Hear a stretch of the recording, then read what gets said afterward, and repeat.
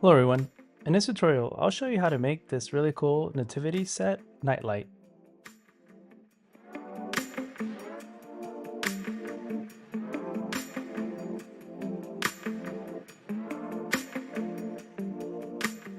I usually use some alcohol to wipe down some of the burn residue, but if you have an air compress tool, this is a process you won't have to do.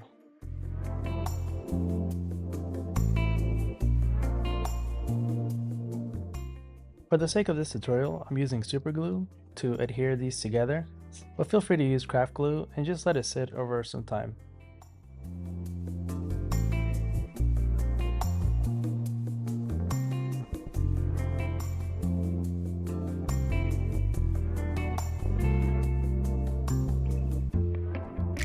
To allow for multiple uses of rear plates and also to prevent any kind of unintended light, I purposely designed the rear to just sit lightly on the back.